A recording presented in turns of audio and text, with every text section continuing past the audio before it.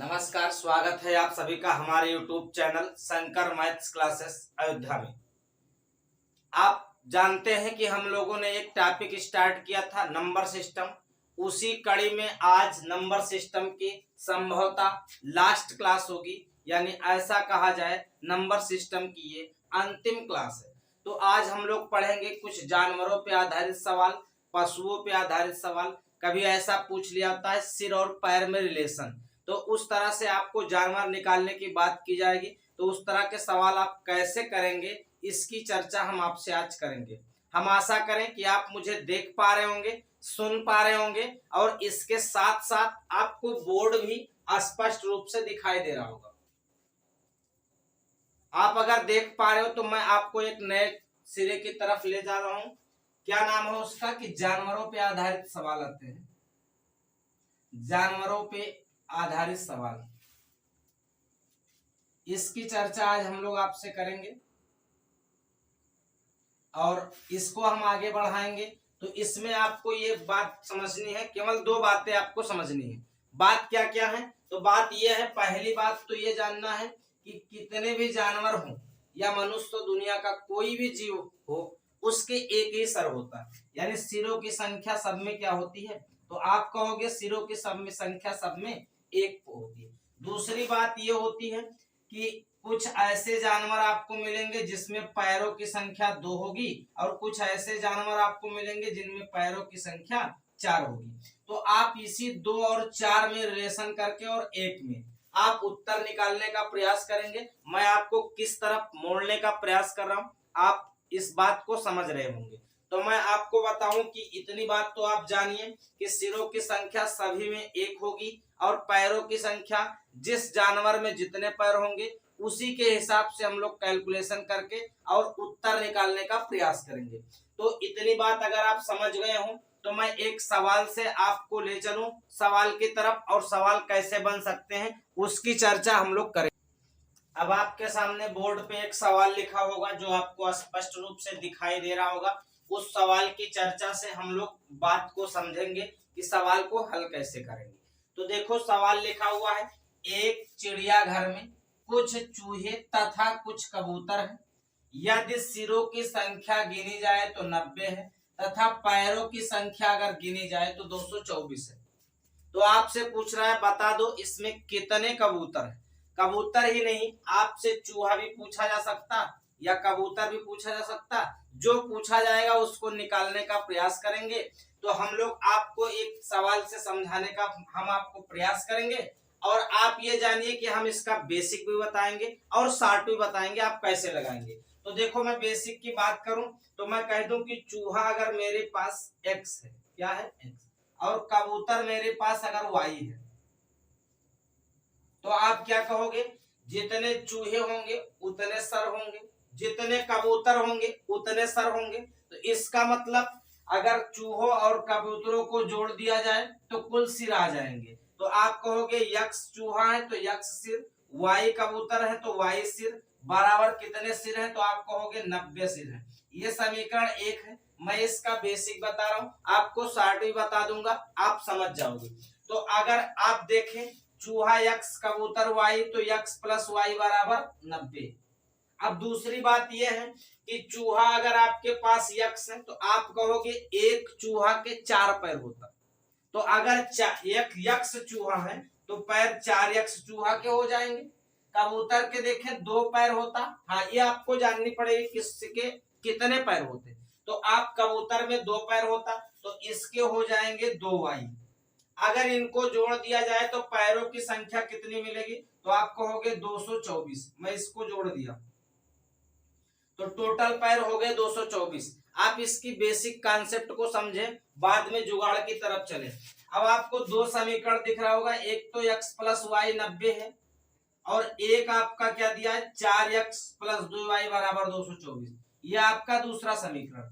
आपको चाहिए क्या? कबूतर मतलब y चाहिए, तो x को मैं बराबर कर लो और काट दूं। तो x यहाँ पे 4 है, यहाँ पे 1 है, तो मैं इसको 4 से गुणा कर रहा हूं। तो 4 से गुणा करने पर ये क्या बनेगा? तो आप कहोगे ये बनेगा 4x। मैं 4 से y में गुणा करूं तो आप कहोगे 4y बनेगा। और इसको 9 को 4 में गुणा करो, 9 चौक 36, 360। मैं दोनों समीकरण को घटा दूं। आपको पता है जब कभी भी समीकरण दो आपस में घटते हैं तो इनके चिन्ह बदल जाते। तो मैं घटा दूं, यहां से इसको मैं घटाया, इसको घटाया, आप देख रहे होंगे इससे ये कट गया। 4y में से 2y चला गया तो बचा कितना, तो आप कहोगे 2y बचा, वो भी निगेटिव में, क्योंकि 4 बड़ा है 2 छोटा है, तो बड़े वाले का चिन्ह लेते बराबर। अब मैं 360 में से 224 माइनस करने का प्रयास करूं तो आप क्या कहोगे, इधर देखो 10 में से 4 गया, कितना बचा 6, यहाँ 5 में से 2 गया, बाकी बचा 3, और यहाँ क्या बचा, तो आप कहोगे 1 बचा, 1 में से अरे 3 बचा, 3 में से 2 गया तो 1 बचा। तो आप देखो ये भी निगेटिव, क्योंकि चूंकि इसका भी चिन्ह बड़ा लेंगे तो निगेटिव से निगेटिव कैंसिल हो गया, 2 से मैं काटूं तो y की वैल्यू कितनी, 2 छंग 12 और 2 अट्ठे 16, यानी 68 कबूतर होंगे। कितने, तो आप कहोगे 68 कबूतर। ये इसका बेसिक। अगर x की वैल्यू यहां से रख दी जाए y की, तो आप कहोगे x प्लस y का मान 90 है। x की वैल्यू हम लोग निकालेंगे तो y का मान 68 रख देंगे बराबर 90। तो मैं इधर ले जाके घटाऊं तो आप कहोगे 22 घटेगा। देखो 90 में से 68 जाएगा 22, यानी 22 चूहा होंगे। और कितने कबूतर होंगे, तो आप कहोगे 68 कबूतर होंगे। कोई दिक्कत तो नहीं ना। तो आप इतनी बात को समझने का प्रयास करें। तो ये है, ये तो था इसका बेसिक तरीका। मैं इसके 60 तरीके की तरफ चल रहा हूं। आप इस बात को अगर समझ गए हो तो मैं भी डाल दूं। अब मैं इसके 60 तरीके की तरफ चलूं तो आपको मैं ये बता दूं कि 60 तरीके में यह कहा जाता है कि जो आप निकाल लो 4 पैर वालों की संख्या, हमेशा यही निकलेगा, 4 पैर वालों की संख्या ही निकलेगी। तो आप कहोगे कुल जितने पैर होंगे, कुल पैर माइनस 2, कुल पैर बटे 2 माइनस सिर। ये आप इतना जानते रहे कि जितना पैर होगा उसका आधा करोगे और सिर को घटा दोगे तो आपको क्या निकल के आएगा, तो आप कहोगे 4 पैर वालों की संख्या निकल के आएगी। तो देखो मैं कुल पैर कितना है, तो आप कहोगे 224, मैं इसका आधा करूं और सिर 90 है, घटा दूं तो आप कहोगे 2 एक्कन 2, 2 एक्कन 2, 2 दूनी 4 और माइनस 90। तो 112 में से 90 घटाओगे तो कितना आएगा 22। अभी देखो चूहों की संख्या 22 आई थी, अगर मैं निकाला था। आपसे कबूतर पूछा गया तो कबूतर बराबर क्या हो जाएगा, तो कबूतर संख्या टोटल 90 सिर है, उसमें से 22 तो चूहा निकल गए, तो आप कहोगे 68 आपके पास कबूतर बचे। ये इसका 60 है। आप दोनों समझ गए होंगे। अब इस तरह से मैं बहुत आराम से इस सवाल को समझाया।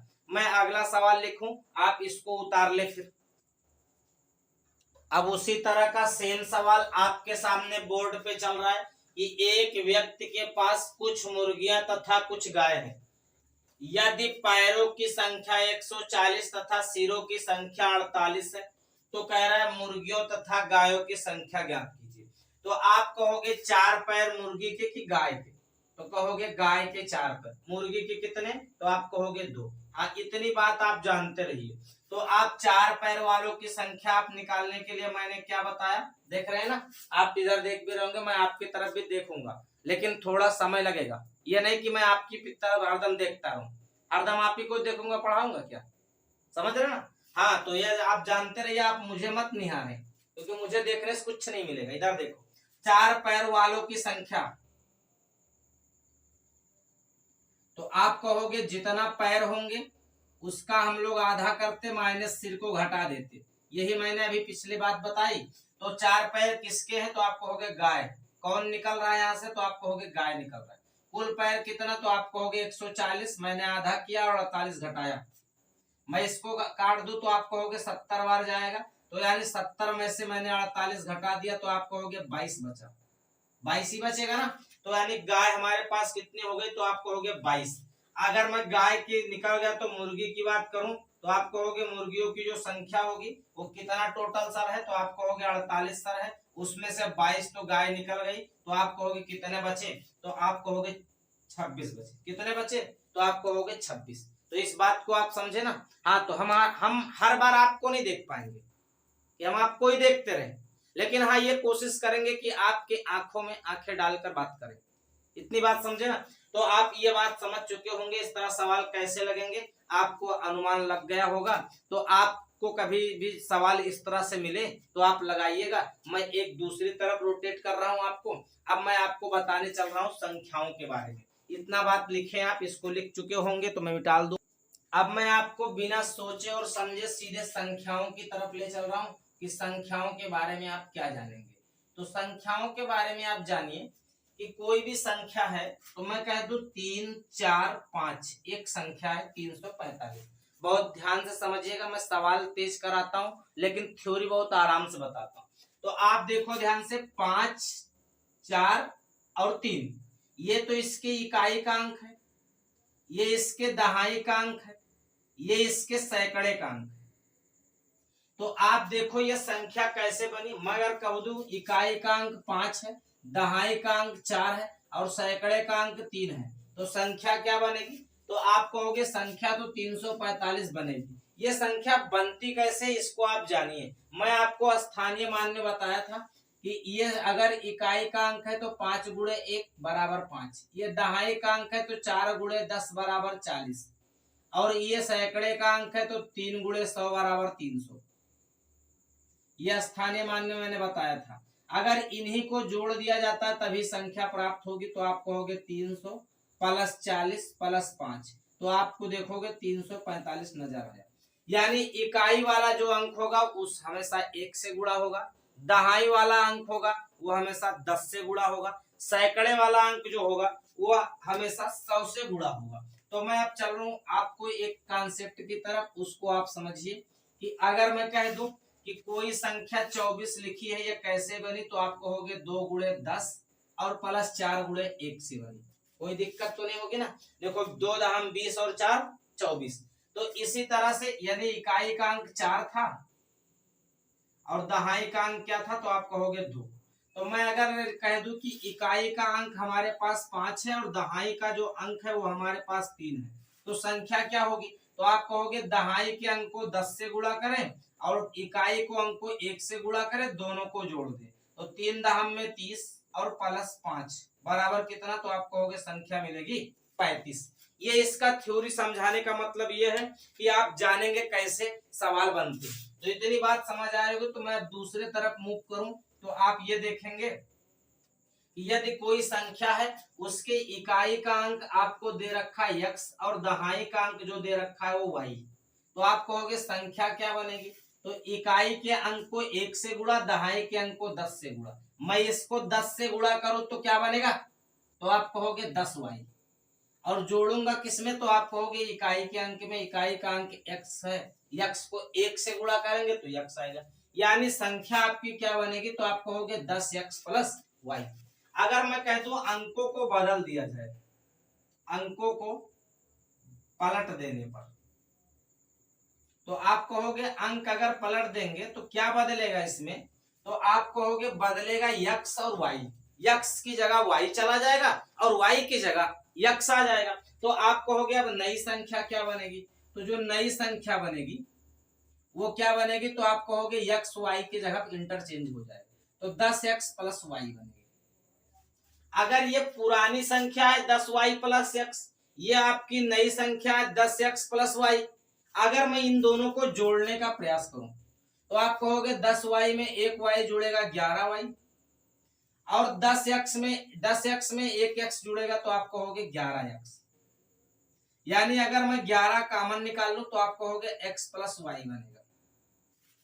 यानी आप यहां से एक बात जान ले कि कोई भी संख्या होगी द्विअंकीय, अगर इसके अंकों को बदल दिया जाए तो नई संख्या बनेगी, और अगर दोनों को जोड़ दिया जाए तो ऐसी संख्या सदैव 11 से विभाज्य होगी। किससे? आप कहोगे 11। जैसे मैं कह दूं एक संख्या मेरे पास 35 है, इसके अंक बदले तो 53 हो गया, मैं जोड़ दूं तो आपको 88, ये देखो 11 से कट रहा है। एक संख्या आपका 49 है, मैं कह दूं इसको बदल दूं तो 9 के जगह पे 4 हो जाएगा, 9 4 13, 9 4 13, 9 4 13 1 14, तो आप कहोगे 11 से कटेगा, 11 1 11, 11 3 33, 11 1 11 और 11 3 33, यानी 13 बार कट जाएगा। दुनिया की कोई द्विअंकीय संख्या होगी उसके अंकों को बदल दिया जाए और दोनों को जोड़ दिया जाए तो ऐसी संख्या सदैव 11 से विभाज्य होगी। इस बात को आप समझिए। दूसरी बात क्या है, इसका एक पॉइंट तो ये हो गया कि ये संख्या किससे कटेगी, तो आप कहोगे 11 से कटेगी। दूसरी बात ये होगी कि अगर मैं इनका अंतर ले लूं, ये तो योग की बात है, अगर मैं इनका अंतर ले लूं तो आप कहोगे 10y में से 1y गया तो 9y बचेगा। अब आप कहोगे 10x में से 1x गया तो 9x बचेगा, यानी मैं 9 कॉमन ले लूं तो y माइनस x बचा। अब यहां से ये बात निकल के आई कि योग हम लोग किए थे तो 11 से सदैव कटेगा, अगर अंतर करेंगे तो वो सदैव 9 से कटेगा। जैसे मैं कह दूं एक संख्या मेरे पास 54 है, मैं इसका पलट दूं तो आप कहोगे 45 हो जाएगा, घटाओगे तो आप कहोगे 9 मिलेगा। एक संख्या मेरे पास देखो 36 है, मैं इसको अगर 63 कर दूं, अंतर ले लूंगा तो कितना आएगा, 13 में से 6 गया तो आप कहोगे 7, 5 में से 3 गया तो आप कहोगे 2। देखो ये भी 9 से कट रहा है। यानी कोई भी द्विअंकीय संख्या होगी, यदि इसके अंकों को बदल दिया जाए और दोनों संख्या का अंतर ले लिया जाए तो अंतर सदैव 9 से कटेगा, योग सदैव 11 से कटेगा। इतनी बात आप जानते रहिए, इतनी बात आप लिख लें, इसके बाद मैं आगे बढ़ूं एक सवाल लेकर के वहां से समझाऊं। अब आपके सामने एक सवाल लिखा है, किसी द्विअंकीय संख्या तथा उसके अंकों को बदलने पर बनी संख्या का योग 99 है, तो संख्या के अंकों का योग ज्ञात कीजिए। तो आपको मैंने अभी कॉन्सेप्ट सिखाया, योग क्या आता है, तो आपको हो गया 11x प्लस वाई आता है, इसी की वैल्यू आपको 99 दे रखा है। पिछला का कॉन्सेप्ट देख लेना, तो यानी अंकों का योग x प्लस वाई 11 9 99, यही सवाल का उत्तर है। इस तरह से सवाल आपसे बन सकते हैं। बात आई समझ में। बाकी लगाने की बात यह है, तो आप कह दो इकाई का अंक x है, दहाई का अंक y है। अगर मैं इसको लिखूं तो आप कहोगे 10y प्लस x, अंक को बदलोगे तो 10x प्लस y बन जाएगा।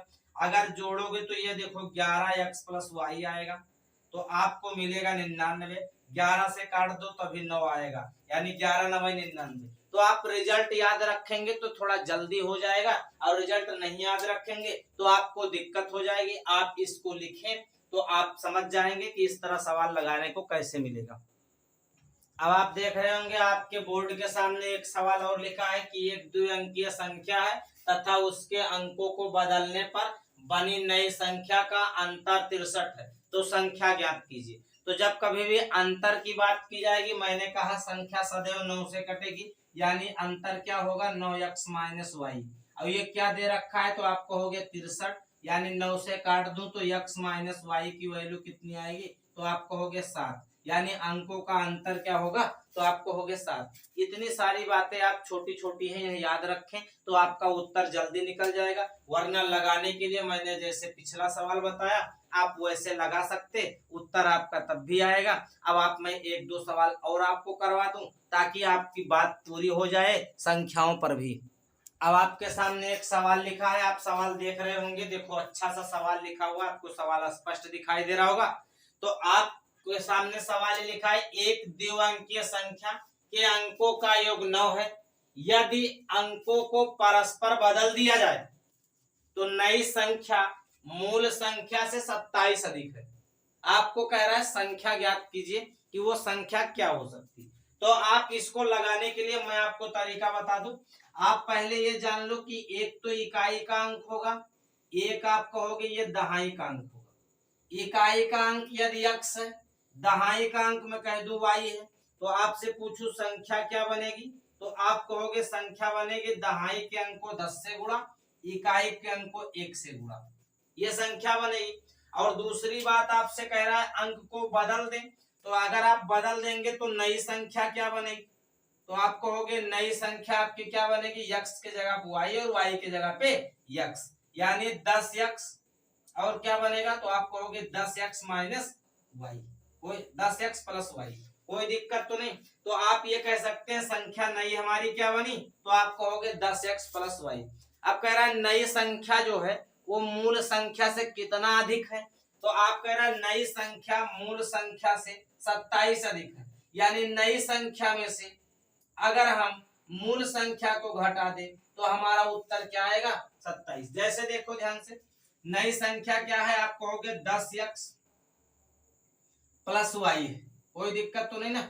अब ये मूल संख्या से 27 अधिक है, तो मूल संख्या हमारी 10y प्लस x थी, इसमें भी मैं 27 जोड़ दूं तो दोनों संख्याएं आपस में बराबर हो जाएंगी। अब इस वाले पूरे पार्ट को इधर लाऊं तो आप कहोगे 10x माइनस एक्स और माइनस 10y प्लस वाई। देखो ये 10x है, ये माइनस एक्स इधर आया, ये y यही है, 10y इधर आया, बराबर कितना होगा तो आप कहोगे 27। यानी अगर मैं यहां से देखूं तो आप कहोगे 10x में से एक x गया 9x और 10y में से एक y गया 9y, तो आप ये कहोगे 9y बराबर कितना, तो आप ये कह सकते 27। 9 में कॉमन निकाल लो तो x माइनस वाई की वैल्यू कितनी आ गई, तो आप कहोगे 27। यानी ये कट गया 3 बार में, तो x minus y equal to कितना आया 3। और दूसरी बात आपको ये दे रखा है, इनके अंकों का योग कितना दिया है, तो अंकों का योग 9 दिया है। यानी x प्लस वाई अगर हम कहते तो आप कहोगे 9 दिया, कितना दिया है 9। अगर मैं दोनों को जोड़ दूं तो y y कट जाएगा, यानी आप ये कह सकते 2x की वैल्यू कितनी हो जाएगी, तो 9 3 12, यानी x की वैल्यू 6 आ गई। अगर x की वैल्यू 6 आ गई तो आप कहोगे y की वैल्यू 3 होगी, क्योंकि 6 और 3 तभी 9 होगा। यानी संख्या आपकी क्या बनेगी, देखो आपसे मूल संख्या पूछ रहा, मतलब ये वाला पार्ट पूछ रहा है, नीचे वाले के चक्कर में मत जाइए। तो y को 10 से गुणा करोगे, 10 3 30, देखो y का मान 3 है, तो 10 3 30 और उसमें x जोड़ोगे तो 6, 30 6 कितना हो जाएगा, तो आप कहोगे संख्या हमारी बनेगी 30 और 6 कितना 36। आप इसको चेक कर सकते हैं। आप इसको लगाने का एक तरीका तो यह है, आप इसे लिख ले, मैं दूसरे तरीके को बता दूं, आप उसको समझ जाओगे। तो दूसरा तरीका आपका क्या है, इसको आप समझिए, ये तो था इसका विस्तृत तरीका, इसको जानना बहुत जरूरी। मैं इसको मिटा दूं, दूसरे तरीके को अगर मैं समझाऊं तो आपसे ये मैं कह सकता हूं कि कोई संख्या है, इसके इकाई का अंक है और एक दहाई का अंक है। इकाई का अंक x है, दहाई का अंक क्या है y। तो आपसे ये कहा गया है कि इनका योग क्या है, तो आप कहोगे x प्लस वाई का मान 9। दूसरी बात यह है कि संख्या दोनों को घटाया गया, तो आप कहोगे दोनों का अंतर देखो 27 है, एक दूसरे से 27 ज्यादा है, अर्थात ये कह सकते एक संख्या दूसरे से अंतर लेंगे तो 27 आएगा। यानी आप कहोगे अब अंतर क्या होता, मैंने पिछली सवाल में बताया 9x माइनस वाई की वैल्यू कितनी है, तो आप कहोगे 27, यानी 9 से काट दे तो 9 तिरिक 27, यानी x माइनस वाई की वैल्यू कितनी है 3। अब आपको यहाँ से आसान करना, यहाँ से हल करना आसान है, ये पहला ये दूसरा, आप सीधे जोड़ोगे तो y से y, देखो ये प्लस से ये माइनस कट जाएगा, तो क्या आएगा, तो आप ये कहोगे कि ये आएगा 2x बराबर 12, तो x की वैल्यू कितनी आई 6। अगर x का मान 6 तो y का मान 3 होगा, क्योंकि टोटल योग 9 है। बात आई समझ में, तो आप संख्या यहीं से ज्ञात कर सकते, संख्या क्या होगी, तो आप कहोगे 36, कोई दिक्कत तो नहीं होगी। तो आप ये जानेंगे कि कैसे कैसे सवाल बनते, इस तरह से सवाल बनते। आज के लिए इतनी बात आपको बताई गई, जितनी भी बात बताई गई आप उसको ध्यान से देखें, पूरा वीडियो अच्छे से देखें, आप उसको स्किप बिल्कुल ना करें, अगर करेंगे तो बीच की बात आपको समझ नहीं आएगी। बात आई समझ में, तो अगर मेरी बात आपको पूरी तरह समझ आ रही, मैं कोशिश किया कि आपको जितने भी तरीके हैं उनको स्पष्ट रूप से समझाऊं, अगर मैं समझाने में सफल रहा, इसलिए बहुत बहुत आपका धन्यवाद है। आप मेरे साथ इसी तरह कंटिन्यू जुड़े रहें, आपको प्रॉपर क्लास मिलेगी, उसमें कोई संदेह नहीं। प्रॉपर क्लास का मतलब यह है रोज क्लास मिलेगी, कोई संदेह नहीं, और कंटिन्यू पूरा क्लास पढ़ाया जाएगा, कुछ छोड़ा नहीं जाएगा। धन्यवाद आज के लिए, गुड नाइट, शुभ संध्या। आप भी सो जाएं, हम भी सो जाएं।